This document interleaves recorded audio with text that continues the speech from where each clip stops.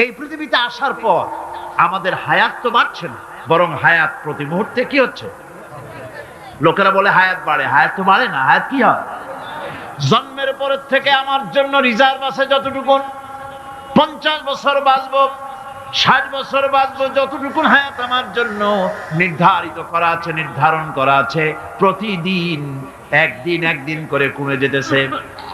এজন্য আমি বলি, আমার বাড়িতে যে ঘড়িটা আছে, এই ঘড়িটা বেলা 1টার সময় ঢং করে একটা আওয়াজ দেয়, শ্রোতাকে শুনিয়ে দেয়, বাড়িওয়ালা তোমার জীবনের মূল্যবান হায়াত থেকে 1 ঘন্টা কমায়া দিলাম।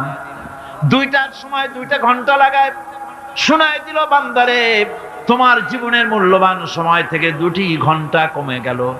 এমনি করে দিন গেল, মাস গেল, বছর গেল, আমাদের হুঁশ হলো না। সময় চলে গেল তাস খেলে খেলে, সময় চলে গেল আমাদের খেলাধুলা করে, শয়তানি বদমাশি করে। সময় কতটুকু পেলাম? কিয়ামতের দিন, বিচারের দিনটা যেটা হবে, আল্লাহ রাব্বুল আলামিন বলেন বিচারের দিনটাই লম্বা হবে 50 আলফা সানা মিম্মা তাউদ্দুন। বিচারের দিনটা লম্বা হবে কত বছর? 50,000 বছর। কত বছর? দুনিয়ায় যেভাবে তুমি হিসাব করো, দুনিয়ার গণনা অনুযায়ী হাসরের বিচারের দিনটা হবে 50,000 বছরের মতো লম্বা। এক কিতাবে দেখেছি, তিনি লিখেছেন হিসাব করে, কিয়ামতের ওই দিনটার হিসাবে 50,000 বছর একটা দিন লম্বা। ওই হিসাবে পৃথিবীতে যারা 60 বছর বাঁচলো, সেজন্য আখিরাতে 2 মিনিট দুনিয়ায় বাঁচলো। চিন্তা করেছো? মাত্র 2 মিনিট। 60 বছর যারা হায়াত পেল, 2 মিনিট বাঁচলো। এই 2 মিনিটের জন্য কত হাঙ্গামা, কত মারধর, কত সন্ত্রাস, ক্ষমতার জন্য লড়াই, হ্যাং করেঙ্গে ত্যাং করেঙ্গে, লাঠি কে আন্দার মুগুর ভরেঙ্গে, শক্তির ঠেলায় অস্থির। আমার বন্ধুগণ, সময় চলে যাচ্ছে স্রোতের মতো করে, কারো জন্য সময় অপেক্ষা করতেছে না। আমাদের মৃত্যু প্রতি মুহূর্তে কাছে চলে আসতেছে। এই জন্য শায়ের বলেছেন, আগাহা আপনি মৌত সে কোই বাশার নেহি, আগাহা আপনি মৌত সে कोई बशर नहीं, सामा सो बरस के हैं पल की खबर नहीं। মৃত্যু সম্পর্কে আমাদের কারো জানা নাই। যে কোনো মুহূর্তে মৃত্যু আমাদের কাছে এসে যেতে পারে, মৃত্যু সম্পর্কে কিছুই জানা নাই। অথচ প্রতি মুহূর্তে আমরা মৃত্যুর দিকে এগিয়ে চলছি। মাল সামান 100 বছর কি ধরে খাবো তাও জমা করে রেখেছি, কিন্তু এক মুহূর্তের খবর নাই। মা ফিরে এসেছি, বাড়ি যেতে পারবো নিশ্চয়তা নাই। আছে? বলেন আছে? আপনি বাড়ি যাও ভালো, বসেছেন, দাঁড়াতে পারবেন, এই নিশ্চয়তা আছে? নাই। সুতরাং সূরাটিতে সময়ের উপরে কসম করে মূলত সময়ের অপরিসীম গুরুত্ব সম্পর্কে আল্লাহ পাক মানুষকে বুঝাই দিতেছেন। সময়ের দাম দাও। আমাদের সময় চলে যায় গান শুনতে শুনতে, আশ্চর্য মলম বিক্রি করা দেখতে দেখতে, তাস পাশা খেলতে খেলতে সময় চলে যায়, কেউ খেয়াল করে না। সময় বলতে অতীত কালও হতে পারে, আবার বর্তমানও হতে পারে। আর বর্তমান কাল কোনো কালই না। বর্তমান কাল কোনো কাল নয়। প্রতি মুহূর্তে ভবিষ্যৎ এসে বর্তমান হয়, আর প্রতি মুহূর্তে বর্তমান কি হয়? অতীত হয়ে যায়। বর্তমান কাল বলে কোনো কাল নেই। প্রতি মুহূর্তে অতীত হয়ে যাচ্ছে। এই যে আমি মাহফিলে বসছিলাম প্রথম এসে, ওইটা কি এখনো বর্তমান আছে? এই যে বর্তমান কথা বলছি, এটা অতীত হয়ে যাচ্ছে। সুতরাং বর্তমান কাল নাই। আল্লাহ পাক অল আসরের সময়ের কসম করে বলছেন। যদি আমরা চিন্তা ভাবনা করি, তাহলে আমরা লক্ষ্য করব আমাদের আসল মূলধন সময়। আসল মূলধন কি? জীবনের আসল মূলধন কি? সময়। ইমাম রাজি রহমতুল্লাহ আলাইহি এই পর্যায়ে এক বুজুর্গের ব্যক্তির কথা তিনি আলোচনা করেছেন। তিনি বলেছেন যে একটা লোক, তিনি সূরা আল আসর এর ব্যাখ্যা তিনি বুঝতেছিলেন। ব্যাখ্যাটা এই মাথার মধ্যে ঘুরপাক খাচ্ছিল, এর ব্যাখ্যা কি? একবার তিনি বাজারে ঢুকলেন, তারপরে তিনি শুনতে পেলেন বাজারের এক প্রান্ত থেকে একজন চিল্লায় বলতেছে, সেই ব্যক্তির উপরে রহম করো যার পুঁজি গলে যায়। সেই ব্যক্তির উপরে রহম করো যার পুঁজি গলে যায়। উনি চিন্তা করলেন পুঁজি এবার গলে কেমন, উনি দৌড়ে গেলেন, যায় দেখেন যে ব্যাটা চিল্লাচ্ছে সে হচ্ছে বরফ বিক্রেতা। কি বিক্রেতা? বরফ, বরফ, আইস। এখন এই বরফ বিক্রেতা সে চিল্লায় বলতেছে সেই ব্যক্তির পরে রহম করো যার পুঁজি কি গলে যায়। সূর্যের তাপ বাড়ছে আর বরফ গলে যাচ্ছে। সে বোঝাতে চাচ্ছে যে আমার এই বরফটা জমাট থাকা অবস্থায় তোমরা কেউ কেনো, যেহেতু আমার পুঁজি তো এর মধ্যে আমি ইনভেস্ট করেছি। এটা যদি পানি হয়ে যায় তো পানি তো কেউ কিনবে না, এটা তো যেখানে সেখানে পাওয়া যায়। বরফ পাওয়া যায় না বলি তো আমি বরফ কিনে আনছি। তোমরা আমার প্রতি দয়া করো, তাড়াতাড়ি করে বরফটা কিনে নিয়ে যাও। ইমাম রাজি রহমাতুল্লাহ আলাইহি বলেন, বুজুর্গ ব্যক্তি চিৎকার মেরে বললেন আল্লাহু আকবার, আমি কিন্তু এই বরফ বিক্রেতার ঘোষণার মধ্য দিয়ে সূরা ওয়াল আসরের তাফসীর আমি বুঝে ফেলেছি। তার মানে হলো বরফ বিক্রেতা যেভাবে বলতেছে সেই ব্যক্তির উপরে রহম করো যার পুঁজি গলে যায়, আমারও তো একটা পুঁজি আছে, ওই পুঁজির নাম হায়াত। প্রতি মুহূর্তে আমার পুঁজি তো গলে যেতেছে, আমার পুঁজি তো গলে যায়, প্রতি মুহূর্তে কমে যেতেছে। আহারে এই পুঁজি যে গলে গেল ধরে রাখতে পারলাম না, এই জন্য কিছুই তো করতে পারি নাই। সূরা ওয়াল আসরের ভিতরে মানুষের আয়ুষ্কাল দেওয়া হয়েছে বরফ গলে যাওয়ার মতো দ্রুত, সে আয়ু কমে যাচ্ছে। একে যদি নষ্ট করে ফেলা হয়, ভুল কাজে ব্যয় করা হয়, সেটাই হচ্ছে মানুষের মূল ক্ষতি। মানুষের মূল ক্ষতি। ব্যবসায় ক্ষতিগ্রস্ত হয়েছে, এটা মূল ক্ষতি নয়। স্বাস্থ্য হারাইছে, মূল ক্ষতি নয়। রাজনীতিতে ব্যর্থ হয়েছে, মূল ক্ষতি নয়। জীবনে মন্ত্রিত্ব হারাইছে, মূল ক্ষতি নয়। মূল ক্ষতি প্রতি মুহূর্তে সময় নষ্ট হচ্ছে, এটাই মূল ক্ষতি। ভাইরা, কিয়ামতের দিন জান্নাতীদের কোনো দুঃখ থাকবে না, সকলের দুঃখ থাকবে। জান্নাতীদের কোনো দুঃখ থাকবে নাকি? থাকবে, থাকবে। জান্নাতীদের মনের মধ্যে একটা দুঃখই থাকবে। ভালো করে শুনুন, জান্নাতীদের মনের মধ্যে একটা দুঃখই হবে। তারা মনে মনে চিন্তা করবেন, আফসোস করবেন, আহারে যদি দুনিয়ায় বসে অমুক সময় বাসে বসেছিলাম, আজে বাজে চিন্তা করেছি, বাড়ির ড্রয়িং রুমে একা একা বসে বসে আজে বাজে চিন্তা করেছি, অমুক অমুক সময় খেলাধুলায় কাটাইছি। এই সময়গুলিতে যদি সুবহানাল্লাহ, আলহামদুলিল্লাহ, লা ইলাহা ইল্লাল্লাহ, আল্লাহু আকবার এই তাসবিহ যদি পড়তাম, জিকির আজকার করতাম, জান্নাতের ভিতরে আরো নিয়ামত লাভ করতে পারতাম। সময়টা তো কাজে লাগাইলাম না। মানুষের শর্ত, মুমিনের সব কাজে সওয়াব। ওয়াকুলু লিন-নাসি হুসনা, মানুষের সঙ্গে ভালো ভালো কথা কও, মানুষের সঙ্গে হাসি মুখে কথা কও। একজনের সাথে হাসি মুখে কথা বললেন আপনার একটা সদকা দেওয়ার মতো সমান সওয়াব আমলনামায় লেখা হয়ে গেল। ভালো ভালো কাম করো। বন্ধুগণ, সময় দ্রুত গতিতে চলে যাচ্ছে, মানুষের জীবন ক্ষতিগ্রস্ত হচ্ছে। ক্ষতি থেকে বাঁচতে পারবে 4টা গুণ যার মধ্যে আছে, বাকি সব ক্ষতিগ্রস্ত হয়ে যাবে। আমার ভাইয়েরা, এই কথাগুলি বলে আল্লাহ পাক যেন এরকম একটা দৃষ্টান্ত দিলেন। আপনি যদি পরীক্ষার হলে গিয়া দেখেন ছাত্ররা পরীক্ষা দিতেছে, পরীক্ষার জন্য নির্ধারিত সময় কতটুকু? 3 ঘন্টা। 3 ঘন্টা, 3 ঘন্টা। আপনি গিয়ে দেখলেন কোন একজন পরীক্ষার্থী পরীক্ষা দিতে গিয়ে আর একদিকে তাকায় আছে, আকাশের তারা গুনতেছে, অথবা সে গল্প করতেছে, অথবা পরীক্ষা বাদ দিয়ে আজে বাজে কিছু লিখতেছে। আপনি যেমন তাকে, ওই ছেলেটাকে আনবো না, গাফেল ছেলেটাকে ঘড়ির দিকে তাকায় বলেন, এই ছেলে ওই ঘড়ির দিকে তাকাও, দেখো তোমার সময় কিন্তু চলে যেতেছে, মাত্র 1 ঘন্টা আর তুমি সময় নষ্ট করতেছো।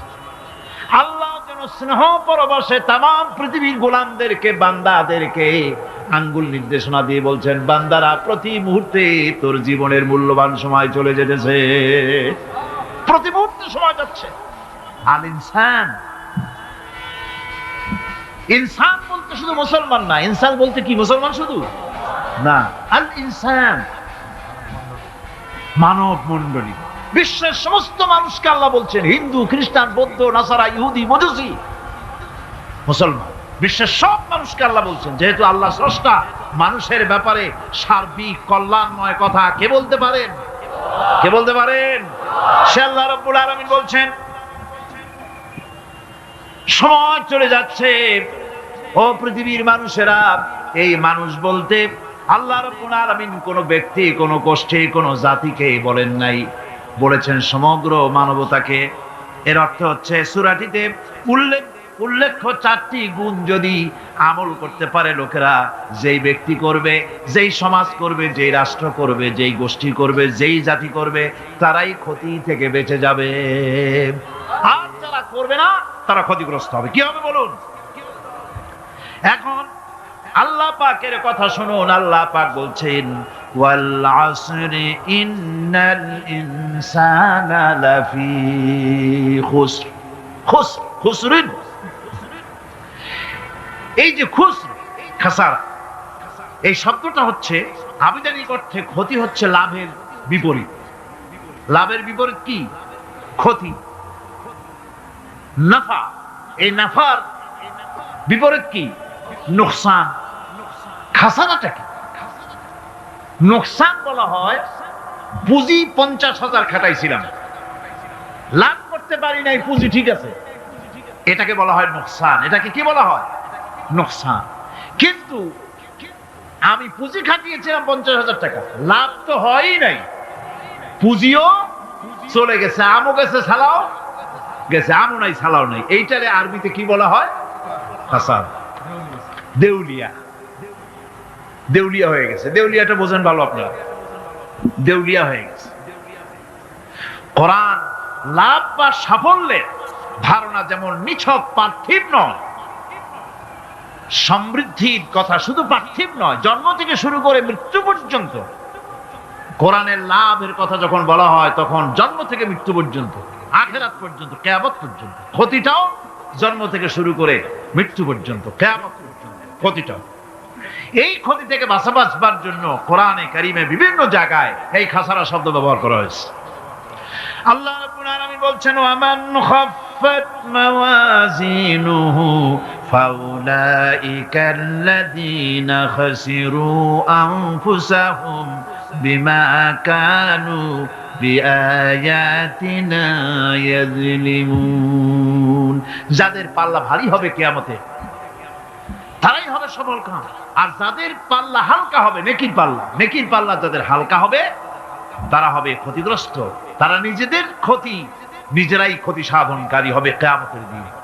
কাজে মানুষের জীবনের সমুদয় কার্যাবলীর ভালো অংশ যদি খারাপ অংশের উপরে বিজয়ী হয়, তারপরে খারাপ অংশ পাওনাদারদের দিয়ে টিয়া, এরপরে যদি নেকি কিছু বাকি থাকে, তাহলে বোঝা গেল লোকটা কিয়ামতে নাজাত পাবে। আর যদি ভালো কাজের উপরে খারাপ কাজ বিজয়ী হয়ে যায়, আর সমস্ত পাওনাদারদেরকে পাওনা মিটাইয়া তারপরও পাপ বাকি থেকে যায়, এক চাইতে খাসারা পৃথিবীতে, আকাশে, জমিনে কিছুই আর হবে না। এর থেকে বাঁচার জন্য আল্লাহ পাক, এই খাসারা থেকে বাঁচার জন্যই মানুষকে এই কথা বলছেন। এই কথাটি কোরআনে কারিমের অন্য একটি আয়াতে আরো সুন্দর করে বলা হয়েছে। যারা নাকি এই দুনিয়ার বুকে, যারা নিজেদের পুঁজি খাটাইছে, জীবনের পুঁজি সুদ কামাইতে খাটালো, জীবনের পুঁজি খাটালো হারাম কামাইয়ের ভিতরে, অন্যায় কাজের ভিতরে, যারা জীবনের পুঁজিকে আল্লাহর দ্বীনের কাজে লাগাতে পারে নাই, তাদের সম্পর্কে বলা হচ্ছে হাসিরাত দুনিয়া ওয়াল আখিরাতা যালিকা হুয়াল খুসরানুল মুবিন। হাসিরাত দুনিয়া ওয়াল আখিরাত, দুনিয়াও ক্ষতিগ্রস্ত, আখিরাতেও ক্ষতিগ্রস্ত। এটা হচ্ছে তার জন্য সুস্পষ্ট ক্ষতি। এর থেকে বড় ক্ষতি আর কিছুই হতে পারে না। আল্লাহ পাক কোরআনে কারীমে অন্যত্র বলেছেন, وَنُنَزِّلُ مِنَ الْقُرْآنِ مَا هُوَ شِفَاءٌ وَرَحْمَةٌ لِّلْمُؤْمِنِينَ وَلَا يَزِيدُ الظَّالِمِينَ إِلَّا خَسَارًا। আমি এই কোরআন অবতরণের পরিক্রমায় এমন সব বিষয় অবতীর্ণ করেছি যা মুমিনদের জন্য নিরাময় এবং তাদের জন্য রহমত, আর জালিমদের জন্য ক্ষতি ছাড়া আর কিছুই বৃদ্ধি পায় না। জালিমদের জন্য ক্ষতি বৃদ্ধি পায়। আর যারা মুমিন তাদের জন্য এর মধ্যে নিরাময় আছে, এর মধ্যে রহমত আছে। অর্থাৎ যারা এই কোরআনকে যারা নিজেদের আইনের কিতাব হিসাবে গ্রহণ করেছে, কোরআনকে তাবিজের কিতাব হিসাবে নয়, ধর্মীয় কিতাব হিসাবে নয়, কোরআন সংবিধান। কোরআন কি? কোরআনকে যারা সংবিধান হিসাবে মেনে নিয়েছে, কোরআনকে যারা সংবিধান হিসাবে গ্রহণ করলো, ব্যক্তি, পরিবার, সমাজ, রাষ্ট্রে তাদের যাবতীয় মানসিক, বুদ্ধিবৃত্তিক, নৈতিক, তামাদ্দুনিক রোগের নিরাময় হবে, এর দ্বারা শান্তি হবে। কিন্তু যেসব জালিম এই কোরআনকে প্রত্যাখ্যান করেছি, কোরআনকে যারা মৌলবাদীদের কিতাব বলে, কোরআনের কথা বললে মৌলবাদ বলে গাইল দেয়, তারা তাদের কপালকে পোড়াইয়া ছাই বানাইয়া দিছে, তাদের কপাল ভস্মীভূত করে দিয়েছে। আমার দেশে, এই দেশটা কি মুসলমান বেশি না অন্য জাতি বেশি? কোন? জোরে কোন? মুসলমান সবচেয়ে। খুব লক্ষ্য করে শোনেন, এই দেশে সবচেয়ে মুসলমান বেশি, ইন্দোনেশিয়ার পরে। পৃথিবীর দ্বিতীয় বৃহত্তম মুসলিম দেশ হলো কোনটা? বাংলাদেশ। এই দেশে ইসলামরে যত গালি দেওয়া হয়েছে, কোরআনকে যত গালি দেওয়া হয়েছে, আলেমদেরকে যত গালি দেওয়া হয়েছে, রাসূলুল্লাহকে যত গালি দেওয়া হয়েছে, ইসলামী আদর্শকে যত গালি দেওয়া হয়েছে, পৃথিবীতে কোন দেশে এইভাবে ইসলামকে গালি দেওয়া কোথাও হয় না। এমনকি আমেরিকার মতো দেশে, ইংল্যান্ডের মতো দেশেও কোরআনের বিরুদ্ধে এত কথা কেউ বলতে সাহস পাবে না, ইসলামের বিরুদ্ধে কথা বলতে সাহস পাবে না, যেহেতু মুসলমানেরা সেখানে পাল্টা আক্রমণ করবে। আজ আমার দেশে মুসলমানের ঘরের সন্তান হইয়া ইসলামের বিরুদ্ধে তারা বক্তব্য রাখে। মৌলবাদ জিকির উঠে গেছে। আমেরিকার প্রেসিডেন্টরা যখন শপথ নেন, প্রেসিডেন্ট হিসেবে ওথ নেন, বাইবেলের উপরে হাত রাখেন আর বলেন, এই মহাগ্রন্থকে স্পর্শ করে শপথ নিচ্ছি, আমি আমার চিন্তা চেতনা, আমার মেধা, আমার প্রজ্ঞা সবটা আমার জাতি, আমার দেশকে উন্নয়নের জন্য, এর সমৃদ্ধির জন্য, এর সংরক্ষণের জন্য আমি আমার জীবনকে উৎসর্গ করি। বাইবেলের উপরে স্পর্শ করে এই শপথ তারা নেন। আমার দেশের প্রেসিডেন্ট, প্রধানমন্ত্রী শপথ নেওয়ার সময় কোরআন শরীফের উপরে হাত রাখে যদি, তাহলে বলা হবে বেচারা মৌলবাদী হয়ে গেছে। এটা করা যাবে না। আর যদি কেউ করে সামান্য কিছু, কোরআন না, যদি তসবিহ নিয়েও আসে, তাহলে বুঝতে হবে জাতির সাথে একটা প্রতারণা ছাড়া কিছুই না। কাজী ধর্মের প্রতি আকর্ষণ একটা ভিন্ন জিনিস, সেই জিনিসকে ছেড়ে যারা দেয় তারাই ক্ষতিগ্রস্ত হয়, আর যারা ধরে রাখে তারা দুনিয়ায় ক্ষতিগ্রস্ত হয় না। আল্লাহ পাক এখানে রাসূল করিম সাল্লাল্লাহু আলাইহি ওয়াসাল্লামের একটি হাদিস প্রণিধানযোগ্য কোরআনের ব্যাপারে। হুজুর বলেছেন, আল কোরআন হুজ্জাতুন লাকা ওয়া আলাইকা। এই কোরআন হয় তোমার পক্ষের সাক্ষী, না হয় এই কোরআন তোমার বিপক্ষের সাক্ষী। কিয়ামতে এই কোরআন হয় তোমার পক্ষে কাজ করবে, নতুবা এই কোরআন তোমার বিপক্ষে কাজ করবে। দুই অবস্থা থেকে খালি হবে না। হয় কোরআন তোমার পক্ষে সাক্ষী দেবে, না হয় আমরা কি চাই? কিয়ামতে কি চাই? বলেন কি চাই? কোরআনের পক্ষে যদি আমরা সাক্ষী চাই, তাহলে এই কোরআনের পক্ষে আমাদেরকে কাজ করতে হবে। এছাড়া আমাদের নাজাতের কোনো পথ নাই। আমাদের মুক্তির পথ হচ্ছে কোরআন কেন্দ্রিক, রাসূলুল্লাহর হাদিস কেন্দ্রিক। এর বাইরে আমাদের সমস্ত পুঁজি নষ্ট হয়ে যাবে। আমাদেরকে পৃথিবীতে টিকে থাকতে হলে কোরআনের উপরে ভিত্তি করে আমাদেরকে বাঁচতে হবে, টিকতে হবে।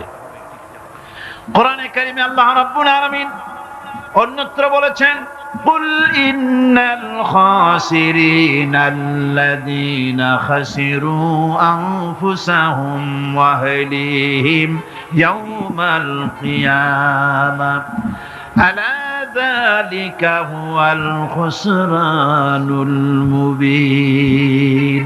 বলো, প্রকৃত দেউলিয়া তারাই যারা কিয়ামতের দিন নিজেকে, নিজের পরিবর্গকে এই ক্ষতির দিকে যারা ঠেলে দেবে।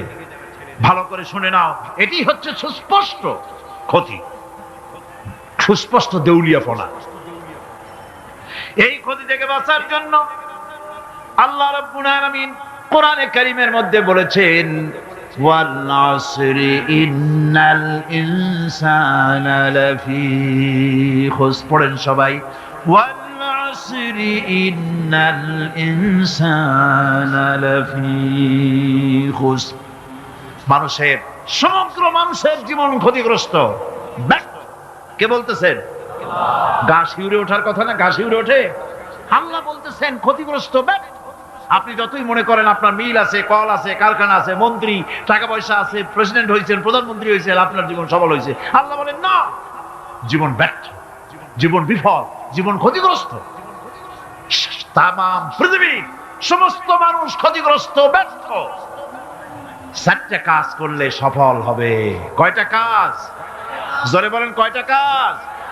ইল্লাল্লাযীনা আমানু ওয়া আমিলুস সালিহাতি ওয়া তাওয়াসাউ বিল হাক্কি ওয়া তাওয়াসাউ বিস সাবর। 4টা কাজ করলে জীবন হবে সফল। এই ব্যর্থতা থেকে, এই ক্ষতি থেকে যদি বাঁচতে চাই কিনা? কারা কারা চাই? দেখাই তো হাত। কারা কারা চাই? ক্ষতির হাত থেকে বাঁচতে চাই কারা? আলহামদুলিল্লাহ, হাত নামান। ক্ষতির হাত থেকে যারা বাঁচতে চান, আল্লাহ রাব্বুল আলামিন তাদের জন্য ফর্মুলা পেশ করেছেন, ইল্লাল্লাযীনা আমানু ওয়া আমিলুস সালিহাতি ওয়া তাওয়াসাউ বিল হাক্কি ওয়া তাওয়াসাউ বিস সাবর। আল্লাহ পাক বলেন 4টি কাজ করলে জীবন সফল হয়ে যাবে। কয়টা কাজ? 4টা কাজ করলে জীবনটা সফল হয়ে যাবে। 1 নম্বরে ঈমান। 1 নম্বরে কি? ঈমান। এটাই হচ্ছে ফাউন্ডেশন। ক্ষতি থেকে বাঁচার জন্য প্রথম যে গুণটি, সেটির নাম হচ্ছে ঈমান। ইসলামে ঈমানের স্থান সর্বপ্রথম, তারপরই হচ্ছে ইসলাম। ঈমান আগে, তারপরে কি? ইসলাম। ইসলাম হচ্ছে বীজ, ঈমান হচ্ছে বীজ, আর ইসলাম হচ্ছে চারা, গাছ। এটা হচ্ছে ভিত্তি। এই ভিত্তিকে সর্বপ্রথম মজবুত করতে হবে। ঈমানের ভিত্তি, ঈমানের ভিত্তি দুনিয়ায় ঈমানের আহ্বান জানাবার জন্যই আল্লাহ রাব্বুল আলামিন সমস্ত নবী এবং রাসূলদেরকে পৃথিবীতে পাঠিয়েছেন ঈমানের আহ্বানের জন্য। দুনিয়ার সমস্ত নবীদের দাওয়াত ছিল ঈমানের দাওয়াত। কিসের দাওয়াত? এই ঈমানের দাবিটা আসছে, এই দাওয়াতটা এসেছে আল্লাহর কাছ থেকে। কার কাছ থেকে? দেখুন, পৃথিবীর ভিতরে কোন নবীদের কথার সাথে আরেকজন নবীর কথার কোনো বৈপরীত্য হয় নাই। সমস্ত নবীদের কথা একরকম ছিল। কয় রকম? একজন নবীর সঙ্গে তার বক্তব্যের সাথে আরেকজন নবীর বক্তব্যের কোনো গুণগত মৌলিক কোনো পার্থক্য ঘটে নাই, অসঙ্গতি হয় নাই। কারণ নবীরা, আম্বিয়া আলাইহিমুস সালাম, নিজেরা বানিয়ে কথা রচনা করে তারা মানুষের সামনে পেশ করে নাই। সমস্ত নবীদের কাছে যত দাওয়াত এসেছে, একটা অফিস থেকে এসেছে। সে অফিসটা হচ্ছে কার? আল্লাহ রাব্বুল আলামিনের। তাই দুনিয়ার সমস্ত পয়গম্বরদের দাওয়াত ছিল না ইলাহা ইল্লাল্লাহ, লা ইলাহা ইল্লাল্লাহ, লা ইলাহা, লা ইলাহা ইল্লাল্লাহু মুহাম্মাদুর রাসূলুল্লাহ। এটাই ছিল সমস্ত নবীদের দাওয়াত।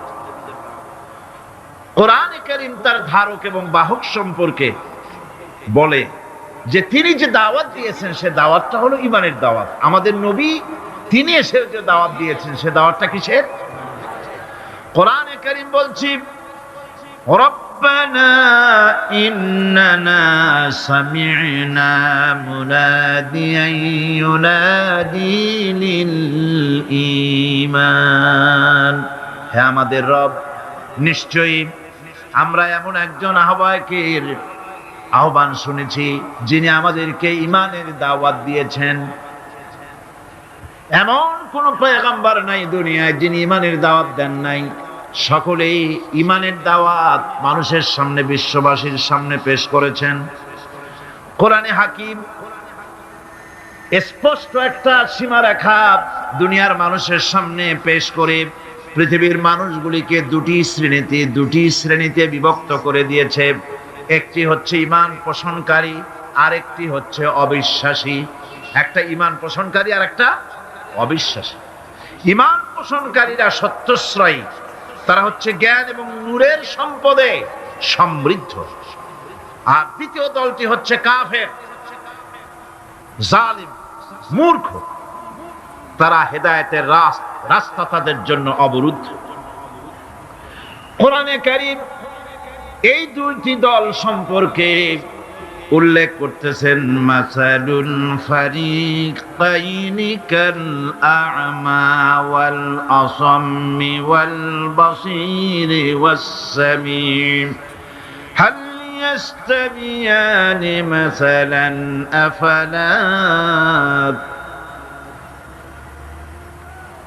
কোরআন শরীফ বলছে, হাল ইয়াস্তাবিয়ানি মাসালান আফালা তাযাক্কারুন।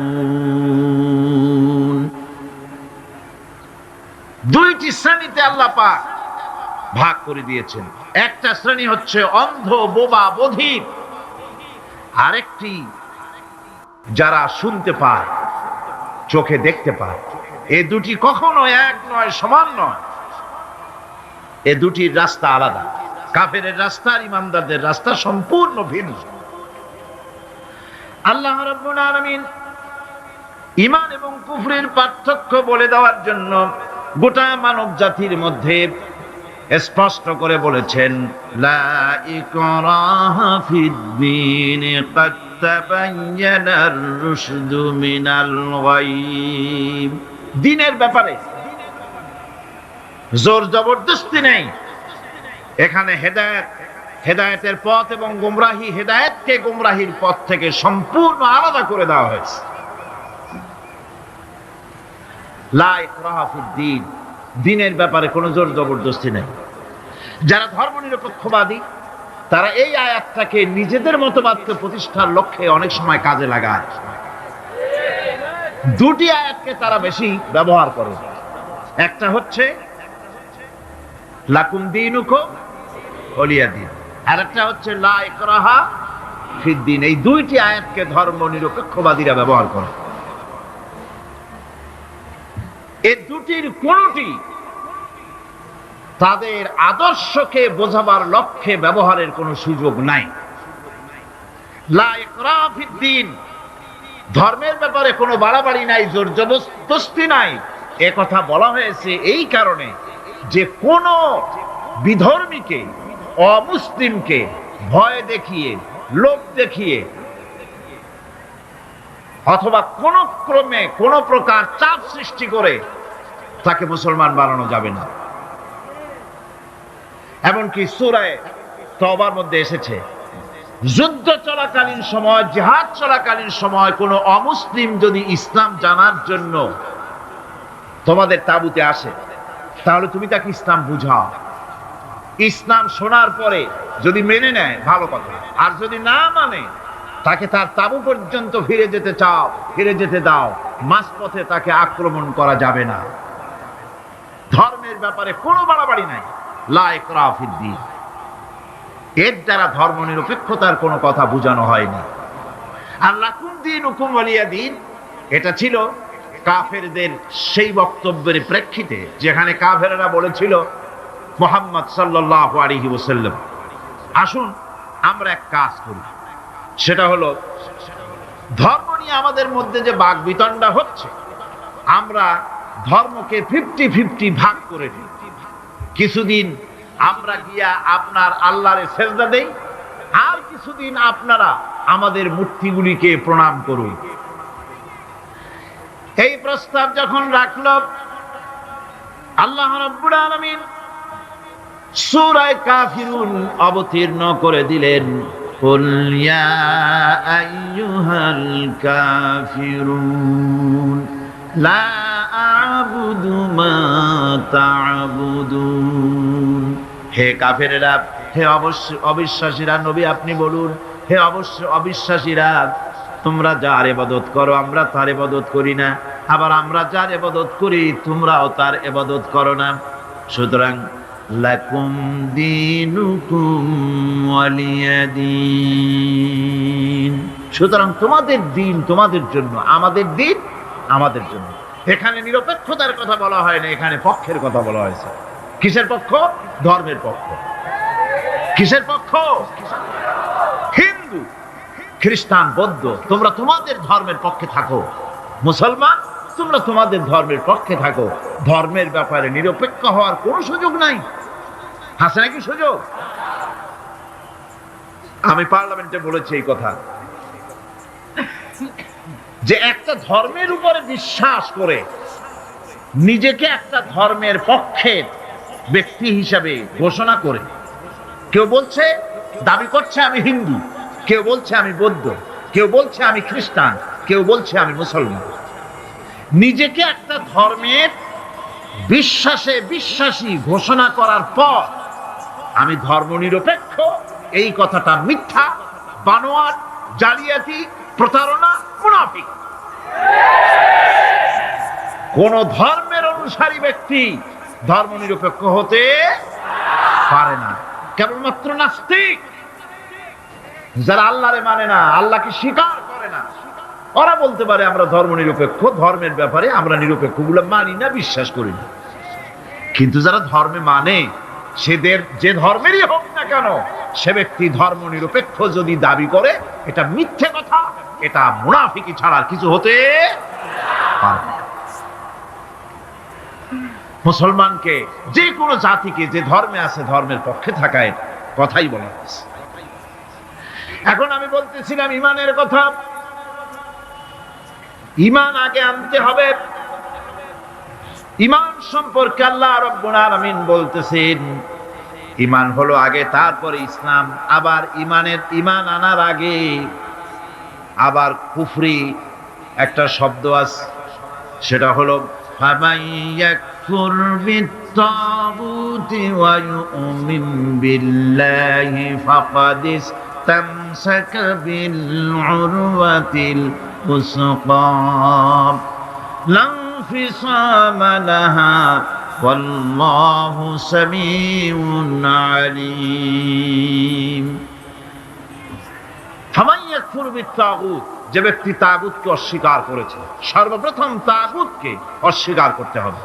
ওয়া ইউমিন বিল্লাহ, আর এরপরে আল্লাহর উপরে যে ঈমান আনলো, ফাকাদ ইসতামসাকা বিল উরওয়াতিল উসকা, সে এমন এক শক্ত অবলম্বন ধারণ করলো যা তাকে কোনো কিছুই বিচ্ছিন্ন করবে না, ধ্বংস করে দেবে না।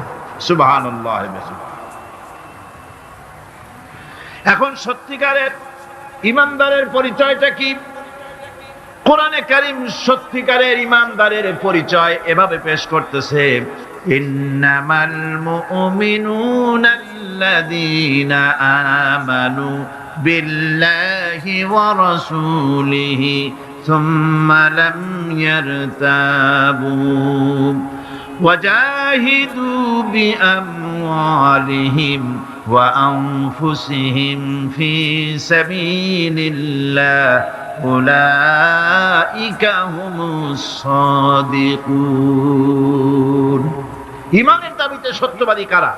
ইন্নামাল মুমিনুনা আল্লাযীনা আমানু বিল্লাহি ওয়া রাসূলিহি, সত্যিকারের মুমিন তো তারা যারা নাকি ঈমান এনেছে আল্লাহর উপর এবং রাসূলের উপরে। এই ঈমান আনার পর সুম্মা লাম ইয়ারতাবু, এরপরে কোন সন্দেহে সে নিপতিত হয় নাই, কোন সন্দেহ তার মনের মধ্যে জায়গা পায় নাই, আর সে আল্লাহর রাস্তায় জিহাদ করেছে মাল দিয়ে, জান দিয়ে। উলাইকা হুমুস সাদিকুন, এরাই হলো ঈমানের দাবিতে সত্যবাদী। সুম্মা লাম ইয়ারতাবু, অথবা এক বিন্দু সন্দেহ মনের মধ্যে জায়গা দেয় নাই, অর্থাৎ ঈমান আনছি কার উপরে? আল্লাহর উপরে। কার উপরে? আর তার রাসূলের উপরে। আল্লাহ এবং রাসূলের উপরে ঈমান আনার পর যারা আল্লাহ এবং রাসূলের বিধান জীবনের সকল ক্ষেত্রে মানতে পারে নাই, তারাই সন্দেহে নিপতিত হয়েছে। কথা বুঝতে পেরেছে? তাদের সন্দেহ এই কোরআন মানুষের জীবন, তার সম্পদ, তার রাজনীতি, তার অর্থনীতি পরিচালনা করতে পারে না। সেই জন্য ধর্মের ব্যাপারে কোরআন মানি, ধর্মের ব্যাপারে নামাজ আর রোজা মানি, কিন্তু রাজনীতিতে ধর্ম মানি না। এটাই হলো সন্দেহ। এটাই কি সন্দেহ, অবিশ্বাস। জীবনকে তারা দুইটা ভাগ করেছে, এক ভাগ রাজনীতির জন্য, আর এক ভাগ কিসের জন্য? ধর্মের জন্য। যুবকদের গুনাহ করা স্বাভাবিক। ইউনিভার্সিটির ছাত্র, কলেজের ছাত্র, প্রফেসর, শিক্ষক, অফিসার ঘুষ খেয়েছেন, জিনা করা হয়েছে, মদ খাওয়া হয়েছে, মিথ্যা কথা বলা হয়েছে। যাই কিছু করেন না কেন, ভয় পাওয়ার কারণ নাই, নিরাশ হওয়ার কোনো দরকার নাই। আল্লাহ পাক ডেকে বলেছেন, কুল ইয়া ইবাদিয়াল্লাযীনা সারাফু আলা আনফুসিহিম লা তাকনাতু মির রাহমাতিল্লাহ। আরে আমার আল্লাহর মতো এত ভালো আর কেউ আছে? এত দরদ আর কারো আছে? আমার আল্লাহ বলেন, ও নবী আপনি শোনায় দেন, হে আল্লাহর বান্দারা, তোমরা যারা নিজেদের উপরে বাড়াবাড়ি করেছো, নিজেদের উপরে জুলুম করেছো, অত্যাচার করেছো, আমি আল্লাহর রহমত থেকে নিরাশ হয়ে যেও না। মানুষ যদি অপরাধ করে, বাপের সাথে অপরাধ করেছে, মায়ের সাথে অপরাধ করেছে, মা বাবা সন্তানের চাইতে এত বড় কল্যাণকামী তো আর কেউ নাই, কিন্তু মা বাবা কোনোদিন বলে না আয় আমার ছেলে তোরে মাফ করে দেই, এরকম বলে নাকি? মন চায় ছেলে যদি মাফ চাইতো, খুশি হয়ে মাফ করে দিতাম, কিন্তু কেন যে আসে না, ডাকে না যে আয় মাফ করে দেই। মা বাপ আপনাকে এত ভালোবাসে, সেই মা বাপও আপনাকে বলে না যে আয় মাফ করে দেই। আমার আল্লাহ হচ্ছেন এমন আল্লাহ, আল্লাহ রাব্বুল আলামিন ডাকেন, এ বান্দা খুন করেছিস ফিরে আয়, জিনা করেছিস ফিরে আয়, হত্যা করেছিস ফিরে আয়, চুরি করেছিস ফিরে আয়, কুফরি করেছিস ফিরে আয়, সুদ খেয়েছিস, ঘুষ খেয়েছিস, মদ খেয়েছিস ফিরে আয়। এসে আমার দরবারে চোখের পানি ফেল, আমার দরবারে কাঁদাকাটি কর। ইন্নাল্লাহা ইয়াগফিরুয যুনুবা জামিআ ইন্নাহু হুয়াল গফুরুর রহিম। আমার দরবারে চোখের পানি ফেলে কাঁদ, আমি রব্বুল আলামিন জিন্দেগীর গুনাহ মাফ করে দেব। সুবহানাল্লাহ কোন, সুবহানাল্লাহ কোন। আমার কাছে কাঁদ, চোখের পানি ভেল। আল্লাহ রাব্বুল আলামিনের কাছে বান্দার দুইটা ফোঁটা বেশি প্রিয়। একটা হলো জিহাদের ময়দানে যে রক্ত ফোঁটা দেওয়া হয়, এটা আল্লাহর কাছে প্রিয়। আর আল্লাহর ভয়তে গুনার জন্য লজ্জা করে, অনুশোচনা করে বান্দা যখন চোখের পানি ছেড়ে দেয়, আল্লাহর কাছে এটা অত্যন্ত প্রিয়। নবীজি বলেছেন, বান্দা যখন গুনার ভয়তে, আল্লাহর ভয়তে, জাহান্নামের ভয়তে অনুশোচনা করে যখন চোখ দিয়া পানি ছেড়ে দেয়, ওই চোখের পানি নাকের অর্ধেক আসতে না আসতে আল্লাহ রাব্বুল আলামিন বান্দারে মাফ করে দেয়। আল্লাহ বরদাস্ত করতে পারেন না যে বান্দা কান্দু। আমার ভাইরা, আল্লাহ রহমত এই পৃথিবীতে, আল্লাহ রহমতকে 100 ভাগ করা হয়েছে। আল্লাহ রহমতের কত ভাগ? এই 100 ভাগের 1 ভাগ সারা পৃথিবীতে ছড়াই দেওয়া হয়েছে। আর 99 ভাগ কার কাছে? আল্লাহর কাছে। একটা ভাগ দুনিয়া ছড়ানো হয়েছে আদম আলাইহিস সালাম থেকে নিয়ে এই পর্যন্ত, এখান থেকে নিয়ে কিয়ামত পর্যন্ত পৃথিবীতে যত মানুষ আসবে, যত প্রাণী আসবে, তাদের মধ্যে প্রাণী জগতেও গাভী তার বাছুরকে ভালোবাসে, ঠিক কিনা? হাতি তার বাচ্চাকে ভালোবাসে, ঠিক কিনা? মুরগি তার বাচ্চাকে ভালোবাসে কিনা? প্রত্যেক মাই তার সন্তানকে ভালোবাসে মানুষের মতো। এই ভালোবাসা, স্নেহ, এই মমতা, এই করুণা, এই মহব্বত, একটা ভাগ দুনিয়ায় দেওয়ার পর আপনি আর আমি যতটুকুন ভাগে পেয়েছি সেই মহব্বত স্ত্রীর মহব্বতে অস্থির, মায়ের মহব্বতে অস্থির, সন্তানের মহব্বতে অস্থির। এখন চিন্তা করেন, একটা ভাগ সারা পৃথিবীতে বিতরণ করার পর যেটুক পেয়েছি তাতে যদি এত মহব্বত হয়, তাহলে এর 99 ভাগ মহব্বত যে আল্লাহর কাছে জমা আছে, এই বান্দার জন্য তার কত মহব্বত, এই বান্দার জন্য কত করুণা তার, কত মহব্বত তার, কত দয়া তার। এজন্য আল্লাহ রাব্বুল আলামিন বলেছেন, নাব্বি ইবাদি আন্নী আনাল গফুরুর রহিম। আমার নবী সুসংবাদ দিয়ে দাও, বান্দাদেরকে শোনায় দাও যে আমি আল খামরি ওয়াল মাইসির। আল্লাহ পাক বলেন, নবী আপনারে প্রশ্ন করা হয়, কুল ফীহিমা ইসমুন কাবীর। আল্লাহ কুল দিয়া বললেন তুমি বলো। আবার বলা হলো ওয়ায়াসআলুনাকা আনিল আহিল্লা কুল হিয়া মাওয়াকিতু লিন্নাস। নবী আপনাকে প্রশ্ন করা হয় চাঁদের ক্রমবর্ধমান এবং ক্রমহ্রাস, এই যে বাড়ে আর কমে, পূর্ণিমা হয় অমাবস্যা হয়, কেন হয়? আপনি বলুন কুল, আপনি বলেন এটা আমি অক্ত এবং সময়, বছর আর দিন গণনা করার জন্য পৃথিবীবাসীদের জন্য বিনা পয়সায় একটা ক্যালেন্ডার বানাইয়া আকাশে ঝুলাই রেখেছি। এভাবে যত জায়গায় এসেছে আপনাকে প্রশ্ন করা হয়, তত জায়গায় আল্লাহ জবাব দিয়েছেন কুল, আপনি বলেন। গোটা কোরআন শরীফের ভিতরে এই একটি মাত্র জায়গা যেখানে বলা হয়েছে আপনাকে প্রশ্ন করা হয়। আল্লাহ এখানে বলতে পারতেন কুল, আপনি বলেন, আল্লাহ তোমাদের নিকটবর্তী, এভাবে জবাব হয় না। এটা কায়দাটা হলো এই, আল্লাহ বলতেছেন ওয়াইজা সালাকা ইবাদি, ও আমার নবী প্রশ্ন তো আমার বান্দারা আমার ব্যাপারে করেছে, এবার আপনার জবাবের কোনো দরকার নাই, প্রশ্ন আমার ব্যাপারে, আমি নিজে জবাব দিয়ে দেই। ফা ইন্নী কারীব। ও বান্দা, আমার ব্যাপারে প্রশ্ন করেছিস, জবাব আমি দেই, আমি তোর সবচাইতে বেশি নিকটে। সুবহানাল্লাহ, কত নিকটে?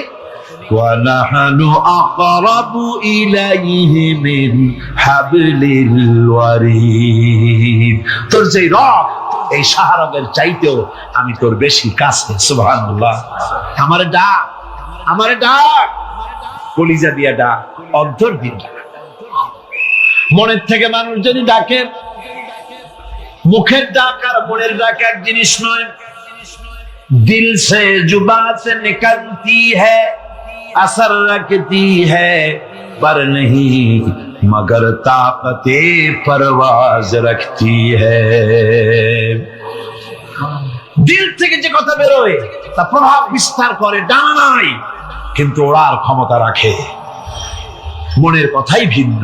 মন থেকে, দিল থেকে, কলিজা থেকে, অন্তরের গভীর কন্দর থেকে মুহাব্বতের সাথে কেউ যদি একবার বলে আল্লাহ, বলেন আল্লাহ, আল্লাহ, আল্লাহ, আল্লাহ রাব্বুল আলামিন বলেন অন্তরের অন্তঃস্থল থেকে একটি বার যদি বান্দা বলেন আল্লাহ, আল্লাহ বলেন 70 বার সাড়া দিয়া জিজ্ঞেস করি, বান্দা কি চাও, আমি তোমার কাছে আসি। সুবহানাল্লাহ, আমি তোর একদম কাছে, কি চাস বল, বল আমার কাছে। এমন দয়াবান, এমন মেহেরবান, এমন আল্লাহ আমাদের। সে আল্লাহ রাব্বুল আলামিন তিনি বলছেন وقال ربكم ادعوني استجب لكم। তোমাদের রব বলেছেন আমারে ডাকো, আমি আল্লাহ ডাকের সাড়া দিয়া দেব। সুবহানাল্লাহ। কারে ডাকতে হবে? কারে ডাকতে হবে? এই বিশাল জনসমুদ্র একটুকে চিল্লা এখন কারে ডাকতে হবে? কোন পীর সাহেবকে নয়, আল্লাহর কসম কোন খাজা বাবাকে নয়, ডাকতে হবে কারে? চিল্লা এখন কারে? ওয়াকালা রাব্বুকুম উদউনি, তোমার রব তোমাকে বলতেছে আমারে ডাকো, আস্তাজিব লাকুম, আমারে ডাকবে আমি সাড়া দিয়ে দেব। সুবহানাল্লাহ। আল্লাহকে ডাকেন, কি চাই আপনার বলেন, কি চাই? আল্লাহর কাছে চান, আল্লাহ দিয়ে দিবেন। দেওয়ার জায়গা আল্লাহর কাছে চাইবেন, আল্লাহ দিবেন। দেওয়ার জায়গা, চাওয়ার জায়গা হলো সেজদায় পড়ে যাবেন। আমার ভাইয়েরা, জায়গাটা চিনায় দিলাম। মাজারে যাওয়া লাগবে না, কবরে যাওয়া লাগবে না। 2 রাকাত নামাজ পড়ে সেজদায় পড়ে গিয়া যত বিপদ আছে, মুসিবত আছে, সেজদার মধ্যে চোখের পানি ছেড়ে দেন আর কেন্দে কেন্দে জীবনের কথা বলেন। আল্লাহ রাব্বুল আলামিন আপনার আওয়াজ শুনবেন আর দোয়া কবুল করে নিবেন। কাঁদতে হবে আল্লাহর কাছে। কার কাছে? আল্লাহর কাছে। সুম্মা ইস্তাগফিরুল্লাহ, আর এরপরে সে যদি আমি আল্লাহর কাছে ক্ষমা চাই, ইয়াজিদিল্লাহ গফুরুর রহিমা, সে আমি আল্লাহকে গফুর এবং রহিম হিসেবে পাবে। সুবহানাল্লাহ। আল্লাহকে গফুর এবং রহিম হিসেবে পাওয়া যাবে। সব আল্লাহকে বলতে হবে, গুনাহ মাফ চাইতে হবে। এই জন্য হুজুর সাল্লাল্লাহু আলাইহি ওয়াসাল্লাম দৈনিক 100 বার তওবা করতেন। কোন হাদিসে আছে 70 বার, কোন হাদিসে আছে 100 তওবা করতেন। নামাজের পরে তো প্রত্যেক নামাজই পড়তেন হুজুর, সালাম ফিরাতেন আর সাথে সাথে বলতেন আল্লাহু আকবার, আস্তাগফিরুল্লাহ, আস্তাগফিরুল্লাহ, আস্তাগফিরুল্লাহ। মনে থাকবে আপনাদের? মনে থাকবে? সালাম ফিরাইয়া কি বলবেন? না, সালাম ফিরাবার সাথে সাথে বলবেন আল্লাহু আকবার, তারপরে পড়বেন আস্তাগফিরুল্লাহ, আস্তাগফিরুল্লাহ, আস্তাগফিরুল্লাহ। তওবা করবেন, আল্লাহর কাছে সবসময় গুনাহ মাফ চাইতে থাকবেন, বিনীত থাকবেন। আল্লাহকে পাওয়া যাবে, তাকে রহিম হিসেবে পাওয়া যাবে। সুতরাং ঈমান বিল্লাহ, আল্লাহর প্রতি ঈমান আনলে পরে 4 নম্বরে যে উপকারটা হবে সেটা হলো হতাশায় ভুগবে না, নিরাশায় ভুগবে না, আশায় বুক বেঁধে উঠবে, ঈমান মজবুত হবে, আল্লাহর কাছে মানুষ বিনয়ী হয়ে যাবে। এবার 5 নম্বরের উপকার আমি বলছিলাম, ঈমান বিল্লাহ, আল্লাহর প্রতি ঈমান আনলে পরে অসংখ্য উপকার হয়, অসংখ্য বৈশিষ্ট্যের আছে। এর 6টা উপকারের কথা আমি বলবো। কয়টা? অসংখ্য উপকারের ভিতরে প্রধান 6টি উপকারের কথা বলবো। এর বললাম কয়টা? 4টে বলছি। এবার বলো 5ম উপকারের কথা। আল্লাহর প্রতি আপনি পূর্ব পশ্চিমে কতবার মুখ ঘোরালেন, এটাই কিন্তু আপনার আসল সৎ কাজ নয়। আসল সৎ কাজ হলো আল্লাহর প্রতি ঈমান আনা। এই ঈমানের ব্যাপারে 3টা দিন আমরা পার করে দিলাম, এখনো কথা শেষ হয় নাই। আল্লাহর প্রতি ঈমান আনলে পরে যে উপকারটা হবে 5 নম্বরে, সেটা হলো কঠোর এবং কঠিন বিপদের ভিতরে বান্দার ভিতরে অবিচলতা এবং ধৈর্যের সৃষ্টি হয়ে যাবে। আলহামদুলিল্লাহ। কঠিন বিপদ মুসিবত আসলে পরে সে অবিচল থাকবে। সারা দুনিয়ার বিপদ আপদ, শত্রুতা, দুঃখ, কষ্ট, মুসিবত, জুলুম, নির্যাতন সবকিছু পাহাড়ের মতো উঁচু হয়ে তাকে ঘিরে ফেলবে, কিন্তু তাকে এক চুলও নাড়াতে পারবে না। আলহামদুলিল্লাহ। সারা পৃথিবী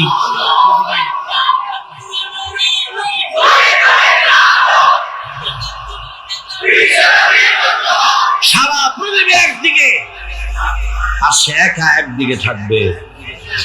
বিরোধিতা তো হবেই, বিপদ তো আসবেই।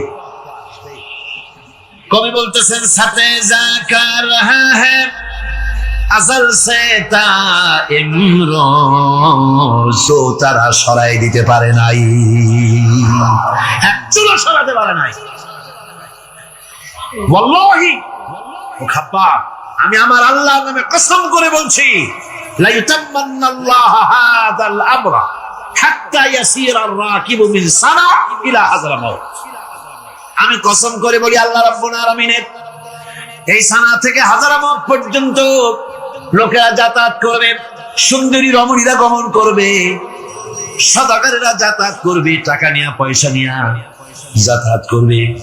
তাদের মনের মধ্যে লুটের ভয়, টাকার ভয়, চুরির ভয়, ডাকাতির ভয়, জেনার ভয়, হত্যার ভয়, ধর্ষণের ভয়, কোনো ভয় থাকবে না। লা ইয়াখাফু ইল্লাল্লাহ, আল্লাহ ছাড়া কোনো ভয় থাকবে না।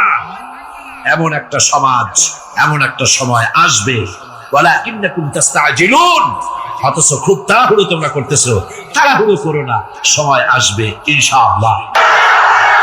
আমার ভাইয়েরা, আমার বন্ধুগণ, কঠিন বিপদে অবিচলতা এবং ধৈর্যের দৃষ্টান্ত রেখে গেছেন আম্বিয়া আলাইহিমুস সালাম। সুবহানাল্লাহ।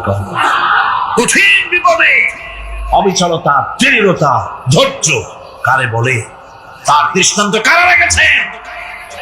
আম্বিয়া আলাইহিমুস সালাম। ওনারাই আমাদের আদর্শ, নবীরাই আদর্শ। সাহাবায়ে কেরাম রিদওয়ানুল্লাহ তাআলা আলাইহিম আজমাইন আমাদের আদর্শ। ভাইরা আমার, মুসা আলাইহিস সালামকে ফিরআউন যখন ঘিরে ফেলে দিল, কোরআনের সব কথা গল্প গুজবার ইতিহাসের জন্য লেখা হয় নাই।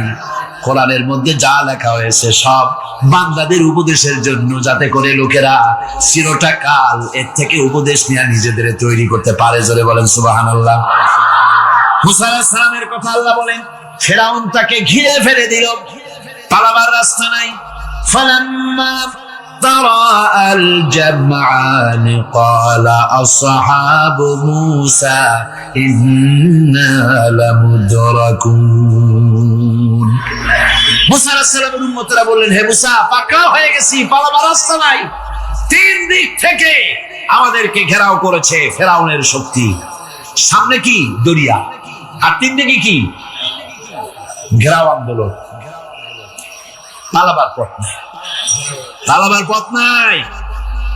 সারাশি আক্রমণ, ঘেরাও আন্দোলন। এই যে ঘেরাওটা তো আজকে নতুন নাই, ঘেরাও আসছে অনেক আগের থেকে। আসলে কথা বুঝতে পারছি। মাইক না থাকলে আমি কি করবো? কোন আজকে এরকম হচ্ছে কেন? আগামীকাল ঠিক হবে ইনশাআল্লাহ, রাগ করেন না। গান হচ্ছে, বসেন বসেন। শয়তান ঢুকছে মাইকের মধ্যে। অনেক সময় হয় কি, মাইকের হাই পাওয়ারের যে মেশিন আছে, এর ভিতরে ইথার থেকে রেডিওর ওই গানগুলি ওর মধ্যে ঢুকে পড়ে। কথা বুঝতে পেরেছে? এই জন্য শয়তান তো আর বসে থাকে না, ওরও তো কিছু করার আছে। ধৈর্য ধরেন, ধৈর্য ধরেন। কালকে অপারেটরদেরকে মাওলানা শামসুদ্দিন সাহেবের কাছে অনুরোধ করবো, অপারেটর একটু ভালো করে হেদায়েত করে দেবেন। মাইকে আজকে আমার নিজেরও কষ্ট হচ্ছে, আমিও বুঝতে পারছি না যে আমার কথাগুলি কি আওয়াজে বেরোচ্ছে, যার জন্য আমাকে বেশি চিল্লাইতে হচ্ছে। বক্তাকে কি লাউডে তার কথা বেরোচ্ছে তা তার কানে আসতে হয়, তাহলে বোঝা যায় যে আমার কথাগুলি কিভাবে বেরোচ্ছে। এটা এই অবস্থায় সিচুয়েশন আজকে নাই, এবং লোকেরাও মাইকের ব্যাপারে আজকে অভিযোগ করেছে, যা বিগত 16 বছরে করে নাই। সেটের ব্যাপারে কোথাও কোনো অসুবিধা হয়েছে? মাইকটা ভালো, এবং মাইক যারা দেন প্রতি বছর খেদমত করে, আল্লাহ তাদের প্রতি রহম করুন। সবাই বলেন আমিন। এদেরকে রাগ করে পথে পাই আবার মারধর করেন না। সিলেটের যে তাফসীর মাহফিল হয়, বিগত 19 বছর তাফসীর করেছি একটানা, এবার 20 বছর পুরো হবে ইনশাআল্লাহ। সিলেটে একটানা 20 বছর তাফসীর করতেছি সেখানে। তো মাইক, যে একটা লোক বিনা পয়সা মাইক দেয়, মাইকের ভাড়া সে নেয় না। তাফসীরের মাহফিলের মাইকের ভাড়া নেয় না। সে বছর এরশাদ সরকার আমাকে প্লেন থেকে নামতে দিল না, আপনাদের মনে আছে? সিলেট থেকে ফিরায় দিল। এই খবরটা মাইকম্যান যখন শুনেছে যে আমাকে নামতে দেয় নাই, ফিরাই দেওয়া হয়েছে, সাথে সাথে স্ট্রোক করেছে, হার্ট ফেল করে দুনিয়া থেকে বিদায় হয়ে গিয়েছে। সিলেটে তাফসীর হতে পারবে না, এই কথা সে বরদাস্ত করতে পারে না। আমি কেঁদেছি আর দোয়া করেছি, আল্লাহ, কোরআনের মহব্বতে লোকটার এই অবস্থা হলো, তোমার জান্নাত তুমি দয়া করে তাকে দান করে দিও। কাজে কোনো ব্যবসায়ী চায় না যে তার ব্যবসাটা খারাপ হোক, লোকেরা মন্দ বলুক।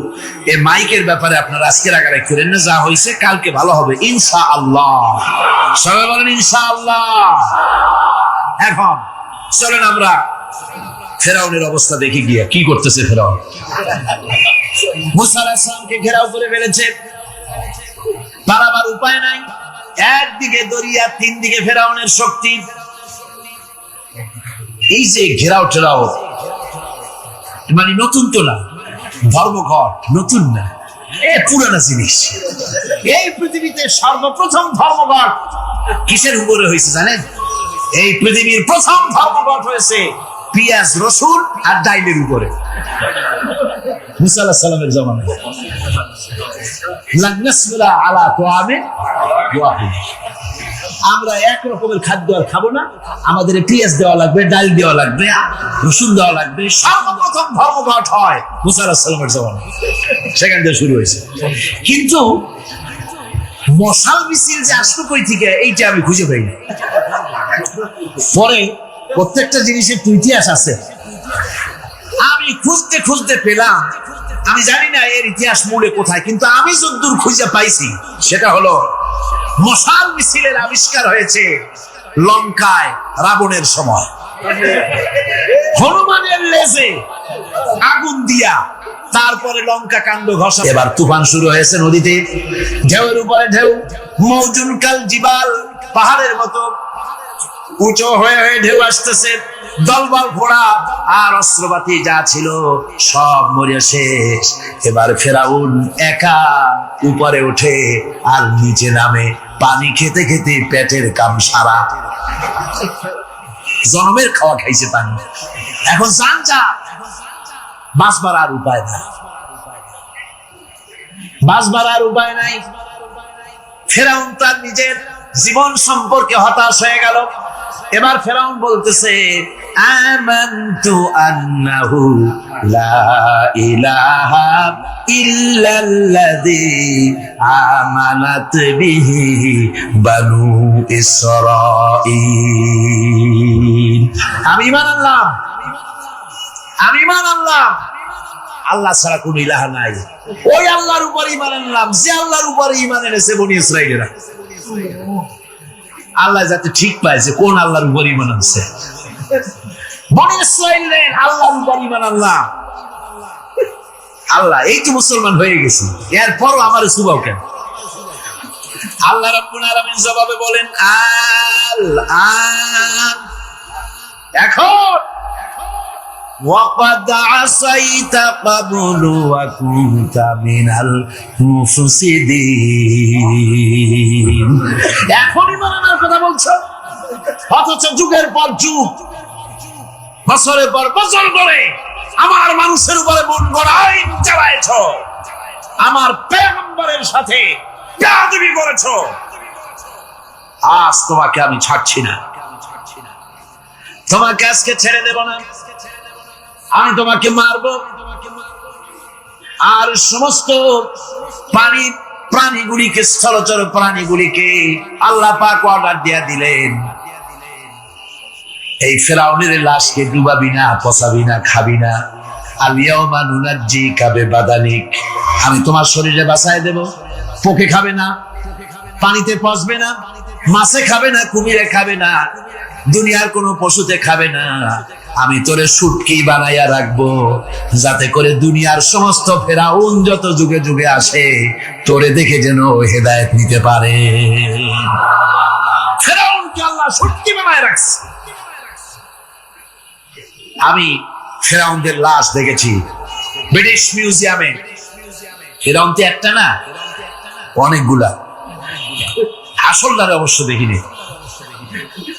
ব্রিটিশ মিউজিয়ামে ওই ফেরাউন গুলার লাশ যখন অসুবিধা হয়, মমিগুলি, তখন ইংল্যান্ডে নিয়ে যায় চিকিৎসা করাবার জন্য। চোখ টোক আছে গর্তের ভিতরে, তারপরে চামড়া টামড়া হাড়ের সাথে মিশানো, ওইভাবে চেহারা দেখলে মনে হয় যে সত্যি ফেরাউন এগুলো। আর ব্রিটিশের কাম, মিশর থেকে নামছে এমন কোন জিনিস নাই। আমি সেখানে এক বক্তৃতা বলছিলাম, আপনারা এদের কোন সভ্য, এদের কোন ভদ্র, এরা হলো ইন্টারন্যাশনাল সোর, সারা দুনিয়া চুরি করেছে। লন্ডনে বক্তৃতা করেছি, সারাটা দুনিয়া চুরি করছে, আমাদের দেশকে শোষণ করেছে। এই বিশাল ভূভাগকে শোষণ করে ইংল্যান্ডের দ্বীপটাকে তারা সাজাইছে। তারা ময়ূর সিংহাসনের, শাহজাহানের ময়ূর সিংহাসনের ময়ূরের বাম চোখে কোহিনূর মণি লাগাইছিলেন। শাহজাহান ময়ূরের ডান চোখে কোহিনূর মণি লাগায় নাই। কোহিনূর মণির অনেক দাম, আমি দেখে এসেছি মণি। এখন সেটা কুইন এলিজাবেথের মুকুটে শোভা পাচ্ছে। সেই মণি এমনি বলে প্রবাদে, 7 রাজার ধন এক মাণিক্য, বলেন এরকম অনেক দাম। শাহজাহান দেখালেন, আমি মুসলমান, আমার কাছে এটার দাম নাই, এই জন্য ময়ূরের ডান চোখে লাগালাম না, বাম চোখে লাগাই দিলাম। এইটারে চুরি করছে। তারপরে মিশর থেকে, মিশরের মুভি চুরি করেছে, জুতা চুরি করছে, ছাতি চুরি করছে, পিসা চুরি করেছে। আমি বললাম এগুলা কি ভদ্রলোক নাকি? এরা জুতা চোর, পিসা চোর, লাঠি চোর সব চুরি করেছে। যাই দেখেন ব্রিটিশ মিউজিয়ামের মধ্যে সব দুনিয়া চুরি করা জিনিস নিয়ে তারা মানুষকে দেখাইয়া পয়সা অর্জন করছে। টিপু সুলতানের তরবারিটা পর্যন্ত চুরি করেছে। আজ পর্যন্ত ব্রিটিশ মিউজিয়ামে টিপু সুলতানের তরবারিটা আছে, আমি তরবারিটা দেখে এসেছি। আমার বন্ধুগণ, বলতেছিলাম যে পৃথিবীতে আল্লাহ রাব্বুল আলামিন নবীরা তাদের চরিত্র দিয়ে বিপদের মোকাবেলা করে, দুনিয়ার সামনে কঠিন বিপদের মোকাবেলা করে অবিচলতা, দৃঢ়তা দেখায় গেছেন যে কেমন করে এই পৃথিবীতে বিপদের সামনে মোকাবেলা করতে হয়। একবার এক স্বামী আর স্ত্রী দুজনে ঝগড়া লেগেছে, স্বামী স্ত্রীর ঝগড়ায় বেচারা স্বামী দুর্বল হয়ে গেছে, স্বামীর স্ত্রীর সামনে আর পেরে উঠছে না। না পারিয়া শেষ পর্যন্ত বলল, ঠিক আছে, তোমার মতো দাজ্জাল মার্কা বউর সাথে আমি আর থাকবো না, আমি চললাম, আমি এবার বিদেশেই চলে যাব, দেশেই থাকবো না। স্ত্রী কিছু বলতেছে না। স্বামী দেখে যে সন্ধ্যা পর্যন্ত স্ত্রী তাকে সাধেও না, মহা সমস্যা। বলেও বেচারা মুসিবতে পড়েছে, প্রেস্টিজ কনসার্ন হয়েছে, ইজ্জতের ব্যাপার। শেষ পর্যন্ত জায়নামাজ বালিশ টালিশ পেছাইয়া বিদেশের উদ্দেশ্যে নিজেকে তৈরি করে বারান্দায় নেমে বলল যে মাগরিবের রক্ত যখন হয়েই গেল, মাগরিবটা পড়েনি। মাগরিব পড়েছে, দোয়া তাসবিহ ইত্যাদি পড়ছে, দেখেনি স্ত্রীর পক্ষ থেকে কোনো কি দাওয়াত আসে যে আপনার যাইয়া কাম নাই। তো স্ত্রী বেচারিও বুঝে ফেলেছে তার স্বামীর দৌরত্ব কত দূর, সেই জন্য সেও আর কিছু ক্ষয় ঠয় না। এসা রক্ত যখন হয়ে গেছে তখন বিড়বিড় করে স্বামী বেচারা বলছে, মানুষ নাকাউয়ার জাত, সন্ধ্যার আগে ছিলাম কোথায় আর এখন আসলাম কোথায়। বউ ঘরে বসে কয় যে বুঝছি, আর যাওয়া লাগবে না বিদেশে। ঘরের থেকে বারান্দায় নামি তুমি বলো মানুষ না কাউয়ের জাত, সন্ধ্যায় ছিলা কোথায়, এখন নামছো কোথায়। তোমার আর বিদেশে যায় কাম নাই, তুমি ঘরে এসে মশারির মধ্যে ঢোকো। তো পৃথিবী থেকে মাত্র 2,32,000 মাইল দূরে চাঁদ, সেই চাঁদে অবতরণ করে বলছে মোহাম্মদ সাল্লাল্লাহু আলাইহি ওয়াসাল্লাম কি চাঁদে গেছে? আরে বেকুব, 2,32,000 মাইল দূরের চাঁদ নয়, 9,30,00,000 মাইল দূরের সূর্য নয়, কোটি কোটি সহস্র কোটি মাইল দূরের গ্যালাক্সি নয়, মিল্কি ওয়ে নয়, সমস্ত তারকারাজি গ্রহ পুঞ্জ সব কিছুকে পেরিয়ে গিয়ে 7 আকাশ পুড়ে মুহাম্মদ সাল্লাল্লাহু আলাইহি সাল্লাম আরশে আজিম ভ্রমণ করেছেন, যা পৃথিবীর কোন বিজ্ঞানের পক্ষে সম্ভব নয়। সুতরাং মুহাম্মদ সাল্লাল্লাহু আলাইহি সাল্লাম সর্বকালের সর্বযুগের সব ব্যাপারে শ্রেষ্ঠ মহান ব্যক্তিত্ব। এরপরে আল্লাহ রাব্বুল আলামিন বলছেন, وَخَلَقْنَاكُمْ أَزْوَاجًا, আমি তোমাদের নারী এবং পুরুষের জোড়া পয়দা করেছি। অর্থাৎ এই পৃথিবীতে আল্লাহ রাব্বুল আলামিন মানুষের একটি সেক্স পয়দা করেন নাই, দুটি প্রকার করেছেন, একটি হচ্ছে নারী আর একটি পুরুষ। এই নারী আর পুরুষ আল্লাহ পাকের এটি একটি বিরাট কুদরত। এই নারী এবং পুরুষ সৃষ্টি করে পরস্পরের প্রতি আল্লাহ আকর্ষণ সৃষ্টি করেছেন। দুজনের একের প্রতি অপরের আকর্ষণ আল্লাহ পাক নিজেই সৃষ্টি করে দিয়েছেন। ওয়ামিন আয়াতিহি আন খালাকা লাকুম মিন আনফুসিকুম আজওয়াজান লিতাসকুনু ইলাইহা ওয়াজআলা বাইনাকুম মাওয়াদ্দাতাও ওয়া রাহমা। আমার অনেক নিদর্শনাবলীর মধ্যে এটিও একটি নিদর্শন যে আমি তোমাদের থেকে তোমাদের স্ত্রীদেরকে তোমাদের জোড়া পয়দা করেছি, আর কি করেছি, কেন করেছি? লিতাসকুনু ইলাইহা, যাতে করে তোমরা পরস্পর পরস্পরের কাছ থেকে শান্তি, প্রীতি, প্রেম, ভালোবাসা, মহব্বত লাভ করতে পারো। এটা আমার নিদর্শন একটি। কিরকম নিদর্শন? ভিন্ন পরিবেশে লালিতা পালিতা একটি মেয়ে ভিন্ন পরিবেশে লালিত পালিত একটি পুরুষের সঙ্গে যখন বিবাহ হয়ে যায়, আল্লাহ রাব্বুল আলামিন বলেন, আমি তখন একের প্রতি অপরের মহব্বত আর ভালোবাসা আমি আল্লাহ তৈরি করে দেই। ওই মেয়েটি জানার কথা না, মেয়েটির বাড়ি হচ্ছে লংলা, শ্রীমঙ্গল, বিয়ে হয়েছে দিনাজপুর। দিনাজপুরের লোকেরা বোয়াল মাছ খায় না, কিন্তু এখানের লোকেরা বোয়াল মাছ খুব পছন্দ করে। কথা বুঝতে পেরেছেন? এখানে কথাবার্তা একরকমের, সেখানের কথাবার্তা আর এক রকমের। এই দুইটা মিলাইয়া খিতে হয়েছে তো খিতে হয়েছে। কথা বুঝতে, এখন উপায়টা কি?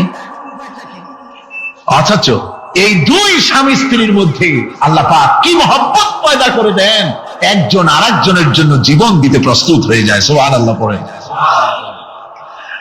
আল্লাহ রাব্বুল আলামিন বলেন, ওয়াজআলা বাইনাকুম মাওয়াদ্দাতান, প্রথমে তো ভালোবাসা সৃষ্টি করি, প্রেম সৃষ্টি করি। বিবাহ হওয়ার পর যে ভালোবাসা হয়, বিশেষ উদ্দেশ্যকে সামনে রেখে ওই ভালোবাসা হয়। এরপরে যখন বয়স বাড়তে থাকে, যখন বার্ধক্য আসে, তখন ওই ভালোবাসাটা আর থাকে না যেটা ছিল প্রথম। সেটা আমি ওয়াজআলা বাইনাকুম মাওয়াদ্দাতান ওয়া রাহমা, মাওয়াদ্দা তখন রহমতে পরিণত হয়ে যায়। প্রথমে থাকে একটা প্রেম কেন্দ্রিক ভালোবাসা। পরবর্তী সময় যখন স্বামী বুড়ো হয়ে যায় আর স্ত্রী যখন বুড়ি হয়, তখন আল্লাহ পাক বলেন, আমি উভয়ের মধ্যে সহৃদয়তা, করুণার সৃষ্টি করে দেই। পরস্পর পরস্পরের প্রতি আকর্ষণ তখন আরো বাড়িয়ে দেই। একজন আর একজন ছাড়া চলে না, বুড়ার বুড়ি ছাড়া উপায় থাকে না।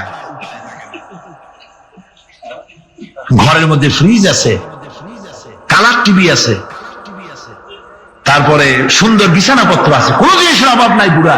হঠাৎ করে বুড়ি একদিন মারা গেল। বুড়ায় কয়, আমি গৃহশূন্য হয়ে গেছি। সব আছে, তারপরেও যে গৃহশূন্য হয়ে গেছি, তার মানে গৃহের প্রাণটাই চলে গেছে। বুড়া বয়সে সন্তান খোঁজ খবর নেয় না, সন্তানের বউ খোঁজ খবর নেয় না। বুড়ার গরম পানিটা, উজুর পানিটা, তার খাবারটা, তার পানটা, তার যা প্রয়োজন বুড়ি সব এগিয়ে নিয়ে আসে। আর বুড়াও বুড়ির জন্য তখন প্রথম জীবনের চাইতে আরো বেশি মহব্বত বাড়ে, বুড়ির দিকে খোঁজ খবর আরো বেশি করে নেয়। ঠিক কিনা কন? বুঝবেন যারা বুড়া আর বুড়ি আছেন। আল্লাহ পাক বলেন, এটা আমি করি। কে বলছেন এ কথা? আল্লাহ পাক বলছেন, আমি করি। এ মহব্বত আল্লাহর দান। দেখুন, রাসূল করিম সাল্লাল্লাহু আলাইহি ওয়াসাল্লামের ঘরে দৌলত ছিল না, কিন্তু মহব্বত দিয়ে ঘরটা ভরা ছিল। সুবহানাল্লাহ বিহামদি। দৌলত ছিল না, মহব্বত দিয়ে ভরা ছিল। হযরত আয়েশা সিদ্দিকা রাদিয়াল্লাহু তাআলা আনহা বলেছেন, আমি গ্লাসে পানি পান করে রেখে দেওয়ার পর রাসূলুল্লাহ গ্লাসটা হাতে নিয়ে আমি যেখানে ঠোঁট লাগিয়ে পানি পান করেছি, আল্লাহ নবী ওইখানেই ঠোঁট লাগায় পানি পান করতেন। মুহাব্বত। হযরত আয়েশা বলেন, আমি গোশত খেয়ে, হাড্ডি খেয়ে হাতে ধরে রেখেছি, খাবো বা রাখবো, আল্লাহ নবী তখন আমার হাতের থেকে গোশত বা হাড্ডিটা আমার হাত করবে। মেয়েকে আগে দাও। হুজুর সাল্লাল্লাহু আলাইহি ওয়াসাল্লাম তার কলিজার টুকরা মেয়ে ফাতেমাকে মহব্বত করতেন, এত মহব্বত করতেন, কোন দিকে যাওয়ার আগে সকলের সঙ্গে দেখা করে শেষে দেখা করতেন হযরত ফাতেমার সঙ্গে। আবার সফর থেকে ফিরে এসে সর্বপ্রথম তিনি দেখা করতেন হযরত ফাতেমা রাদিয়াল্লাহু তাআলা আনহার সঙ্গে। একবার হযরত আলী এবং হযরত ফাতেমার মধ্যে মনোমালিন্য হলো। হুজুরের মুখটা মলিন হয়ে গেল, রাসূল পাকের মুখ মলিন হয়ে গেল। হুজুর সাল্লাল্লাহু আলাইহি ওয়াসাল্লাম ঘরের মধ্যে প্রবেশ করলেন, হযরত আলীর ঘরে। হযরত ফাতেমা এবং আলীকে এক জায়গায় বসালেন। কিছুক্ষণ পর হুজুর বেরিয়ে এলেন, হুজুরের মুখে হাসি। সাহাবায়ে কেরাম বললেন, হুজুর একটু আগে আপনার মুখ মলিন দেখেছি, এখন খুব উৎফুল্ল মনে হচ্ছে। হুজুর বলছেন, আমি তাদের মধ্যে মনোমালিন্যটা দূর করে দিয়ে এসেছি। ফাতেমা আমার কলিজার টুকরা, যে ফাতেমাকে ব্যথা দেয় সে আমি মুহাম্মদ সাল্লাল্লাহু আলাইহি ওয়াসাল্লামকে ব্যথা দেয়। রাসূল পাক সাল্লাল্লাহু আলাইহি ওয়াসাল্লাম কন্যাদেরকে এভাবে মর্যাদার কথা বলেছেন। এই কন্যা আস্তে আস্তে যখন বড় হয়ে যায়, যখন বধূ হয়, বধূ হিসেবে তার মর্যাদা ইসলাম কতখানি দিয়েছে, রাসূল পাক সাল্লাল্লাহু আলাইহি ওয়াসাল্লাম কতখানি দিয়েছেন আপনারা লক্ষ্য করেন। হাদিস শরীফ পড়া নাই, জানা নাই বলে আজকে এক শ্রেণীর নারীরা তারা কমিউনিস্টদের খপ্পরে পড়ে, সমাজতন্ত্রের খপ্পরে পড়ে, নাস্তিকদের খপ্পরে পড়ে গোটা মহিলা সমাজকে চেষ্টা করতেছে ইসলাম থেকে দূরে সরাবার জন্য। ঠিক কিনা কথা? হযরত আয়েশা বলেছেন, আমি যখন ঘরে কাজ করতেছি, হুজুর বাইরের থেকে এসে দেখেছেন আমার রান্না করতে দেরি আছে, খাবার দাবার এখনো রেডি হয় নাই, হুজুর ক্ষুধার্ত, কিন্তু হুজুর ভুরু কুঞ্চিত করেননি, হুজুর বিরক্ত হননি, হুজুর আমাকে গালমন্দ করেননি, আমার কাছে বসে তিনি আমার রান্নার সহযোগিতা করেছেন। সুবহানাল্লাহি ওয়া বিহামদিহি, জোরে বলেন সুবহানাল্লাহি ওয়া বিহামদিহি। ভাইরা আমার, হযরতে আয়েশা সিদ্দিকা রাদিয়াল্লাহু তাআলা আনহা বয়সে কম ছিলেন অন্যদের চাইতে। বিশ্বনবী সমস্ত রাজকার্য, রাষ্ট্রীয় কার্য, নবুয়তের দায়িত্ব পালন করে স্ত্রীর হক আদায় করতে ভুলে যাননি। আধো আধো জ্যোৎস্না প্লাবিত রাত রাসূলুল্লাহ হযরত আয়েশাকে বলছেন, চলো আমরা একটু পায়চারি করে আসি বাইরের থেকে। ঘুরতে ঘুরতে হুজুর বলছেন, দেখো তো ওই যে দূরে দেখা যায় একটা জিনিস, চলো আমরা দৌড় দেই, দেখি কে আগে ওই জায়গায় পৌঁছতে পারে। দুজনে মিলে দৌড় দিলেন। হযরত আয়েশা বললেন, আমি হুজুরকে পেছনে ফেলে দ্রুত গতিতে আমি দৌড়ে লক্ষ্যবস্তুর কাছে চলে গেলাম। হুজুর সাল্লাল্লাহু আলাইহি ওয়াসাল্লাম যখন ধীরে সুস্থে আমার কাছে এলেন, আমি বললাম, দেখছেন আপনি কিন্তু আমার সাথে দৌড়ে পারেন নাই। হযরত আয়েশা বলছেন, এর কিছু কাল পরে আবার একদিন রাসূলুল্লাহ দৌড় প্রতিযোগিতার ব্যবস্থা করলেন, দৌড় দিলাম। হযরত আয়েশা বলছেন, সেই সময়ের তুলনায় আমার শরীর কিছুটা স্থূল এবং ভারী হয়ে গেছে, আমি দৌড়াইয়া পারলাম না, আমি পেছনে পড়ে গেলাম। হুজুর আমার আগে চলে গেলেন লক্ষ্যবস্তুর কাছে। আমি হাঁপাতে হাঁপাতে যখন রাসূলের কাছে চলে গেছি, রাসূল পাক মুস্কি হেসে আমাকে বললেন, আয়েশা, ওই সেই দিনের প্রতিশোধ আজকে নিলাম। সুবহানাল্লাহি ওয়া বিহামদিহি, সেদিনের জবাব আজকে দিয়ে দিলাম। স্বামী স্ত্রীর দাম্পত্য জীবনের এই দৃশ্য কতখানি উপভোগ্য। সুবহানাল্লাহি ওয়া বিহামদিহি। এই জন্য স্বামী স্ত্রীর ভিতরে যে মুহাব্বত, এটা বেহেশতি অবদান, এটা জান্নাতের অবদান, এটা আল্লাহর নিয়ামত। এটা কি ধরে কন? আল্লাহর নিয়ামত। এই নিয়ামত যে ঘরের মধ্যে আছে সে ঘরটা বেহেশত। সে ঘরটা কি? বেহেশত। আর আপনার ঘরের মধ্যে রেডিও আছে, টিভি আছে, ফ্রিজ আছে, ডিসি আছে, এসি আছে, কত কিছু আছে, কিন্তু স্বামী স্ত্রীর মধ্যে সাপে আর বেজির সম্পর্ক, দাঁড় কুমড়ার সম্পর্ক, এই ঘরটা জাহান্নামের শামিল। আছে না এক পদের স্ত্রী? স্বামীও আছে এরকম এক পদের স্বামী আছে, সমানে পিটায় মেয়ে লোক, পিটাইতেই থাকে। বুঝলেন? রাসূলুল্লাহ বলেছেন, খবরদার স্ত্রীদেরকে মেরো না, দাসীদের মতো প্রহার করো না। তাহলে আগামী রাত্রে যখন তার কাছে তুমি যাবে, তখন কি তোমার শরম করবে না? রাসূল পাক সাল্লাল্লাহু আলাইহি ওয়াসাল্লাম নারী পুরুষের সমান অধিকার দিয়েছে। ভালোবাসা এবং মহব্বত থাকতে হবে, একে অপরের উপরে বাজিমাত করার প্রতিযোগিতা থাকা উচিত নয়। স্বামী হয়েছেন বলে তিনি একেবারে নওয়াবজাদা নসরুল্লাহ খান হয়ে যাবে, তা না। আবার স্ত্রী স্বামীকে গোলাম হিসাবে ব্যবহার করবে, তাও না। ভালোবাসা, শ্রদ্ধা, পারস্পরিক মহব্বত হিসেবে মর্যাদা সমান রাখা হয়েছে। কিন্তু মাঝে মধ্যে দেখা যায়, কিছু অভিযোগ পাওয়া যায়, স্ত্রীরা এমনও করে স্বামীকে একেবারে গোলামদের মতোই রাখে। এই রকমের এক শ্রেণীর আছে। সমান অধিকারের চিন্তা নিয়ে স্বামী নির্যাতনের কোনো প্রশ্নই ওঠে না। রাসূলুল্লাহ আবার মর্যাদা পুরুষের এক ধাপ বাড়ায় দিয়েছেন। আল্লাহর নবী বলেছেন, এই পৃথিবীতে মানুষকে যদি আমি মানুষের সামনে সেজদা করার জন্য যদি অর্ডার করতাম, তাহলে দুনিয়ার সমস্ত নারীদেরকে অর্ডার করতাম তার স্বামীকে সেজদা করার জন্য। মর্যাদা বাড়ানো রয়েছে, কিন্তু অধিকার সমান, সমান অধিকার দেওয়া হয়েছে। ইসলাম নারীর অধিকার দিয়েছে, স্বামী স্ত্রীর মহব্বত এবং ভালোবাসা সৃষ্টি করে দিয়েছেন। এটা আল্লাহর নিয়ামত। আমার বন্ধুগণ, আজকে আমার সমাজে বলা হচ্ছে নারীদেরকে ঠকাইছে ইসলাম। বলে কি দিয়ে ঠকানো হলো? বলে ইসলাম ঠকিয়েছে একটা ছেলে সমান দুইটা মেয়ে। একটা ছেলেতে যা পাবে দুইটা মেয়েতে তাই পায়, এই জন্য মেয়েকে ঠকানো হয়েছে। একথা বলেছেন আমাদের দেশের সুপ্রিম কোর্টের একজন চিফ জাস্টিস, অবসরপ্রাপ্ত, নাম নেব না আমি। তো আমরা এটা শোনার পরে বললাম যে বাংলাদেশ পৃথিবীর দ্বিতীয় বৃহত্তম মুসলিম দেশ, এই দেশে সুপ্রিম কোর্টের চিফ জাস্টিস হয়ে কোরআন সম্পর্কে জ্ঞান এত নগণ্য, এত কম, এত পুর, তার জ্ঞানের এই বহর দেখে আমাদের শুধু করুণাই হয়। এর জন্য যেমন হারাম কন্যা পক্ষের কাছ থেকে দাবি করে যৌতুক আদায় করা, ঠিক তেমন হারাম।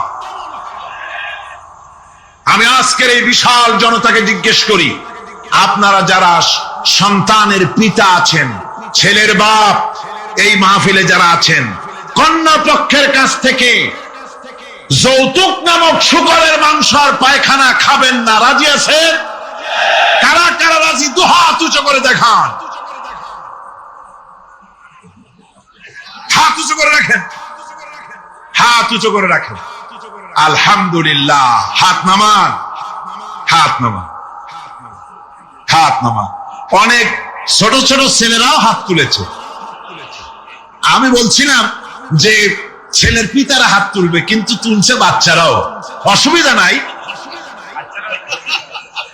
লক্ষ পিতা ঘুমিয়ে আছে সব শিশুদের অন্তরে, ওরাও বাপ হবে একদিন। আজকের ওয়াদা, যখন তারা ছেলের বাপ হবে, আল্লাহ যখন, তখন যেন তাদের স্মরণ করিয়ে দেন। জোরে কোন আমিন, আরো জোরে বলেন আমিন। সমাজ থেকে এই যৌতুক নামক অভিশাপকে নির্মূল করতে হবে, তাহলেই নারীর অধিকার প্রতিষ্ঠিত হবে। ওই নির্বাচিত কলমের লেখিকা, ওই দুষ্ট মহিলা, সে লিখছে নারীদের অধপতন দেখে তার খুব খারাপ লাগে, সেজন্য সে বলছে নারী শুধু ধর্ষণ, নারীরা ধর্ষিতা হবে শুধু তা হতে পারে না, নারী এবার পুরুষদের ধর্ষণ করবে। লিখেছে, লিখেছে, আমি মোটেই বানিয়ে কথা বলছি না। পুরুষকে ধর্ষণ করবে, পুরুষকে কুড়ে কুড়ে খেতে হবে। পরে আমি খবর নিলাম যে পুরুষের উপরে এই মহিলা এত খেপা কেন। আমি খবর পেলাম 8-10টা স্বামীর থেকে সে বিদায় হয়েছে। আল্লাহর লানত। এই মেয়ে লোকটি লেখে আর পত্রিকাগুলি তা ছাপে, জঘন্য। যেসব পত্রিকায় সব ওই লেখিকার লেখা ছাপা হয়, ওই পত্রিকা পড়া তো দূরের কথা, মুসলমানদের ওই পত্রিকা দিয়া কুলুপ নেওয়া জায়েজ নাই।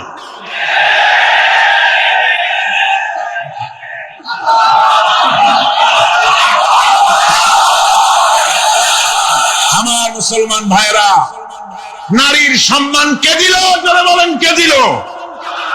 ইসলাম দিয়েছে, বিশ্ব নবী দিয়েছে নারীর মর্যাদা, নারীকে প্রতিষ্ঠিত করেছে, সম্মান দিয়েছে। বধূ হিসাবে নারীর মর্যাদা দিলেন আল্লাহর নবী। তালাক দেওয়ার অধিকার শুধু পুরুষকে দেওয়া হয় নাই। যদি মনে করেন ভুল করবেন, বিবাহ করেছেন বলে কথায় কথায় তালাক দিবেন, জায়েজ নাই। আল্লাহর নবী বলেছেন আল্লাহর কাছে দুইটা হালাল হলো, জঘন্যতম নিকৃষ্টতম হালাল। একটা হচ্ছে ভিক্ষাবৃত্তি, আর একটা হচ্ছে তালাক। জঘন্য হালাল, কথায় কথায় তালাক দেওয়া যাবে না। আল্লাহ পাক বলছেন, এই কোরআনে আছে, আল্লাহ পাক বলছেন তোমরা পরস্পরের অনুগ্রহ ভুলে যেও না। অর্থাৎ এর